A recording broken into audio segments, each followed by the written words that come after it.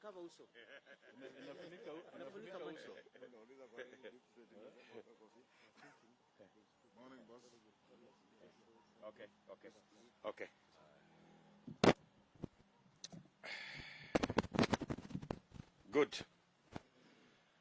Good morning, ladies and gentlemen, and welcome to this press conference of the Kenya Kwanza Coalition. As you all know, the day we've all been waiting for is beckoning. Tuesday, August 9th, 2022, is a very blessed day.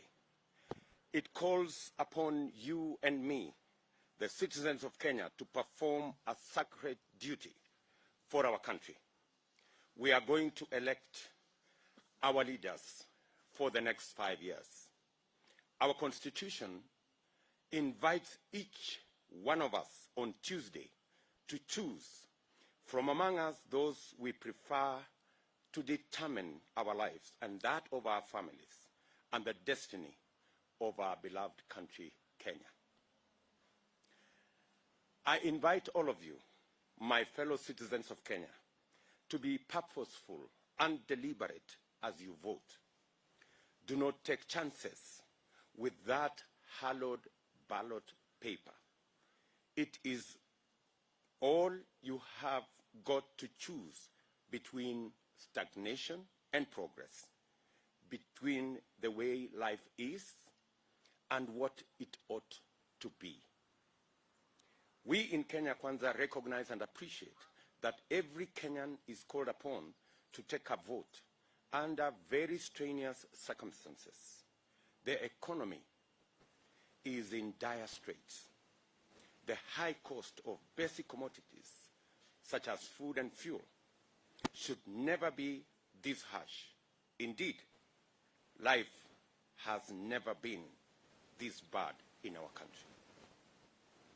Kenyans have received a terrible beating.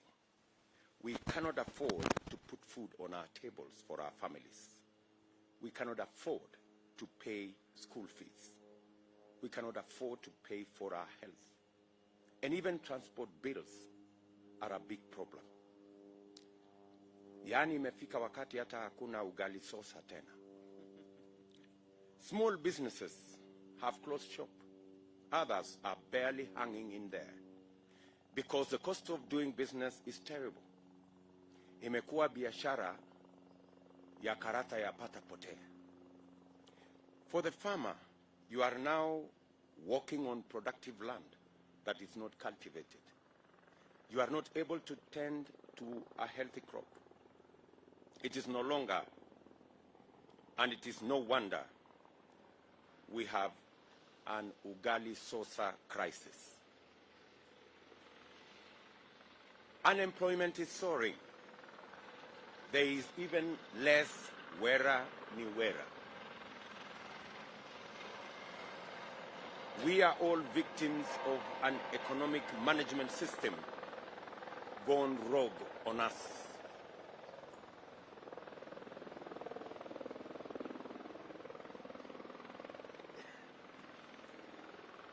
Let's allow that noise to go down.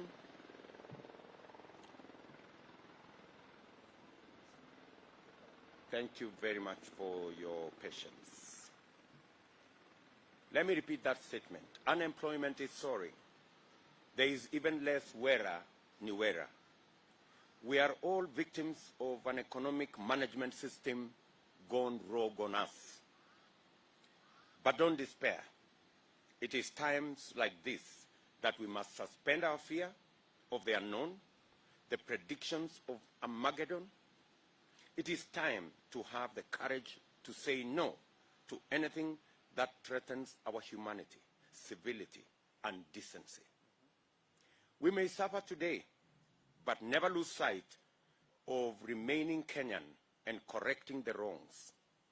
In any case, Vindu vichenjanga. To do that, we must believe in a better tomorrow. But it is our duty to make that better tomorrow. Let's not surrender to skeptics, those who insist there is nothing wrong. This is the essence of your vote. to choose leaders who will make decisions to better your lives. And the choice is between promise and guarantee. Remember, Kenya Kwanza is your guarantee. Usipotezee wakati huu.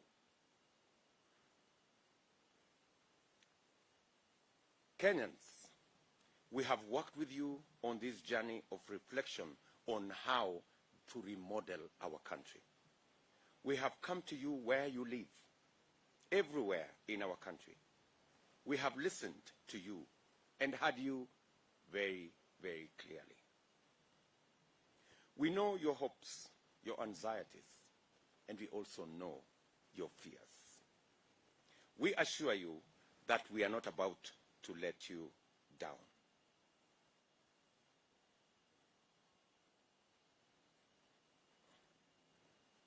Sorry.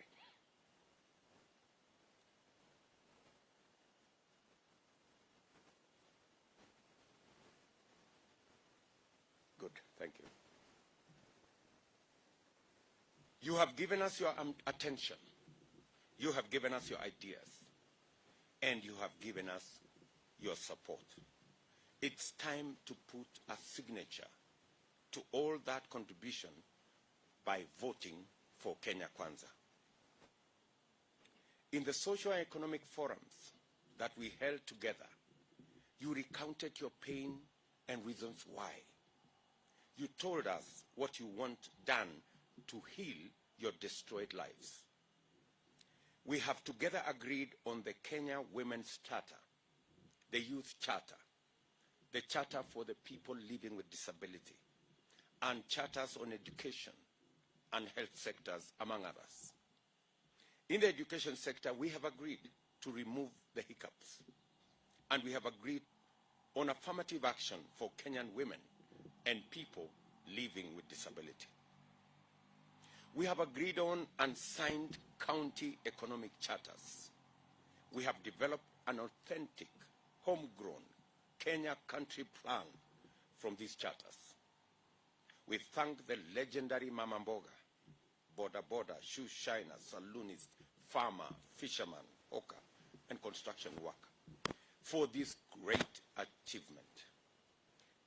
You gave us a template from which we are going to deliver better living for all Kenyans.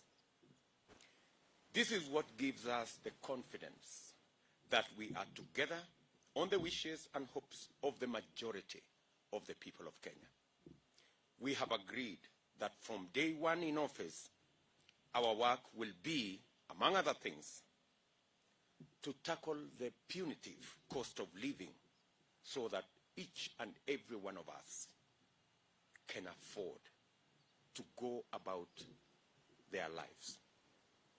We have agreed to reduce the cost of doing business so that industry can thrive, opportunity can abound, and opportunity for employment can be a reality. We have agreed to tackle runaway corruption, including state capture, budgeted corruption, and financial wastage.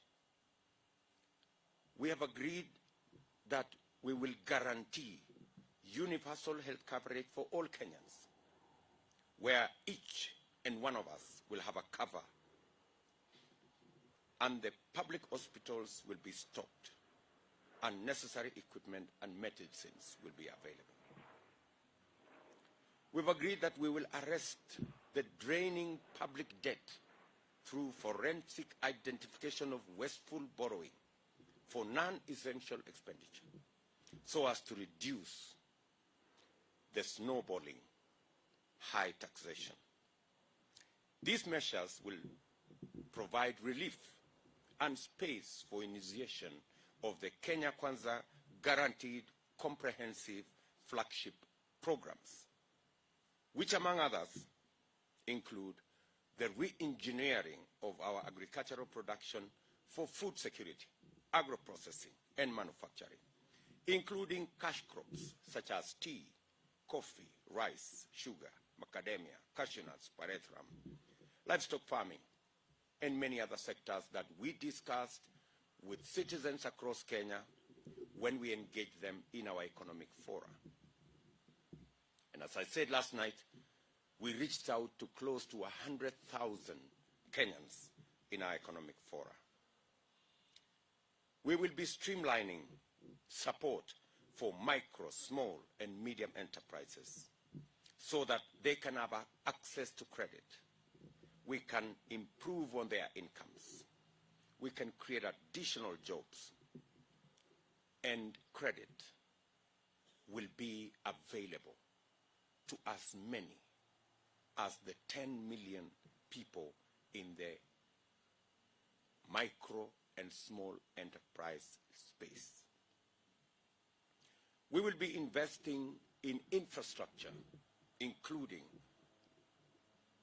labor-intensive infrastructure in housing, both as a stimulus package, economic stimulus package, and for matters of social protection, and making sure that every citizen has access to what the Constitution envisages.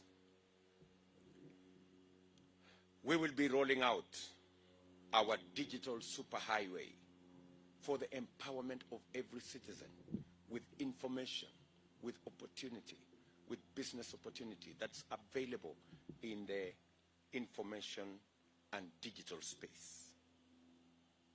Put together, these interventions will bring down the cost of living, eradicate hunger, create job opportunities, expand the tax base, improve foreign exchange balance, and give us inclusive growth. In the Kenya Kwanza plan, we are very clear and deliberate about the implementation schedule. We know what are the quick wins. We know what should be done in the short term. We're very clear about what to do in the medium term. And we are very certain about what to do on the long term. We also know what should not be done. It is because we have this clear plan of action for Kenya that we reiterate our call for and commitment to peaceful, free, and fair elections. We demand that the recent maleficence in attempts to twist the elections must stop. We want a calm country after elections so that Kenya Kwanza can embark on its plan for Kenyans without any delay. We want to tell the world that Kenya Kwanza, we are committed to a peaceful election. We will not contradict our vow to uphold peace. We ask every supporter of Kenya Kwanza across Kenya to conduct themselves peacefully, to vote peacefully, and wait for the results peacefully. We submit to peace, not because we are shy or fearful, but because we understand the need to have an environment to invigorate our ailing economy that needs all of us to fix immediately after the election. For this reason, we reassure all investors, local and foreign, of protection of their enterprises and businesses. We welcome all the local, regional, and international partners of goodwill to come and assist in reawakening the giant that's the Kenyan economy. Ours is a coalition for change, and we invite you to be part of this change. Our policy is that there is everything for all of us. Kenya is a land of plenty, but only if we can bake the cake together and share it together. Indeed, any interference with the elections or sabotage of elections by rogue state functionaries will be a betrayal of Kenya's right to build a functioning and inclusive economy. It is to overthrow the Kenyan dream for a better and brighter tomorrow. Kenya Kwanza remains hopeful and vigilant and will not be part of any scheme to undermine or to sabotage the election. Let each functional institution offering support to IEBC keep to its lane and leave to IEBC its mandate to conduct elections without any interference or blackmail or intimidation. We believe that IEBC have the capacity to handle this election.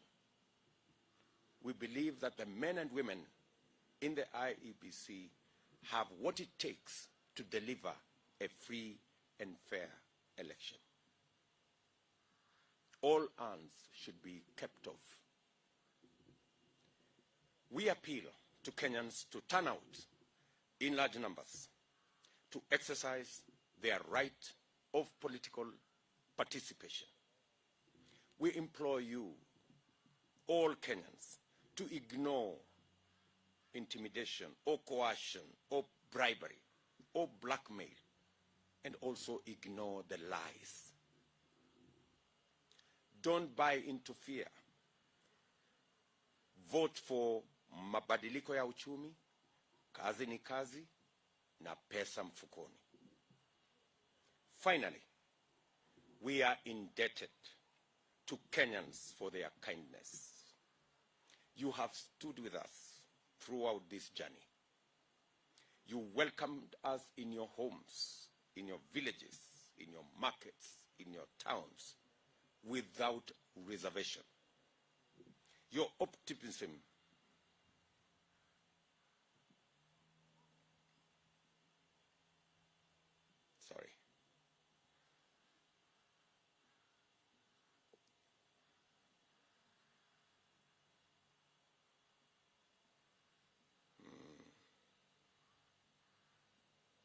Good. Finally, let me take that again. Finally, we are indebted to Kenyans for their kindness. You have stood with us throughout this journey. You have welcomed us in your homes, your villages, your markets and towns without reservation. Your optimism kept us going. At some stages, it has been a rough journey, but fulfilling all the same. Victory is beckoning. We also appreciate messages of goodwill from the Kenyan diaspora and international friends of Kenya. We urge you, wherever you are, to use your discretion to prevail against those bent on destabilizing our elections and our country. We are proud partners of Kenya Kwanza. We dearly hold on to our unwavering solidarity.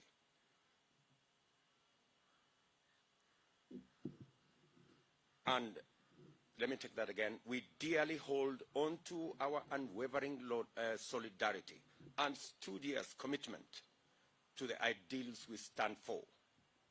We are proud to have made this an issue-based election focused on the economy, away from trivialities and personality cults that have characterized our previous elections. Kenyans and Kenya's strategic importance in the region and internationally must be safeguarded by all. This is what has brought us to this age of victory. We pray in the words of our national anthem, "Let one and all arise with hearts both strong and true. Service be our earnest endeavor. And a homeland of Kenya, heritage of splendor, firm may we stand to defend." Kenyans, dear Kenyans, see you on the other side of a victorious Tuesday. God bless you, and God bless our great country, Kenya. Thank you very much. This is our final statement and our final call to the people of Kenya. This is going to be a historic election. In many ways, it's going to be a historic election. This is going to be an election that is going to finally confirm that it is the people who hire and fire governments. The people of Kenya will, in this election, confirm their centrality of place in the Constitution, that it is the people. It is the people. It is not the system. It is not those in power. It is not the deep state. It is not everything else that we've been told all the years. It is the people. And in this election, the people of Kenya will confirm that it is them, the people of Kenya, ordinary as they may be, simple as they may be, that will hire the next government. We have confidence, we have faith in the people of Kenya. And we are proud that finally we made this election not about leaders, not about changing the Constitution, not about positions, not about sharing power, that we made this election about the people, their issues, the empowerment of the people, jobs for ordinary people, businesses for ordinary people. Finally, we are confident we got it right, that Kenya is about the 50+ million Kenyans. It's not about 2, 3, 5, 10 people. It's about the whole lot of us. We are very proud at the verge of this election. Finally, we have managed to relegate ethnicity to the back burner, to relegate division to the back burner. That today we stand together as the people of Kenya, irrespective of where we come from, irrespective of the spelling of our names, the faiths we profess. Today we stand together as the people of Kenya. And we have overcome the so-called system. We have overcome the so-called deep state. And the people of Kenya today stand tall. And Tuesday is going to be defining. Tuesday is going to be a great day. Kenyans will celebrate because finally they will discover the power of their vote. Thank you very much. I want to ask my brothers and sister who is here to make very brief remarks, if anybody has. We are good? So let me leave it there. See you in the rally, and of course see you on the other side. Asanteni sana. Thank you very much. Yes?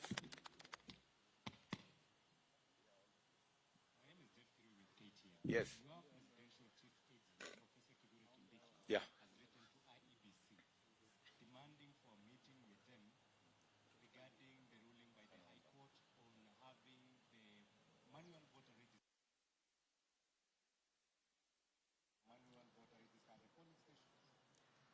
Those are, Jeff, those are administrative issues. Our chief agent has a job, and I think he's doing his job. We are ready for this election with a manual register, without a manual register, with whatever register. We are ready for this election, whatever the register, whether it is handwritten or typed or digital, whatever it is, we are ready for this election. Thank you very much. Okay.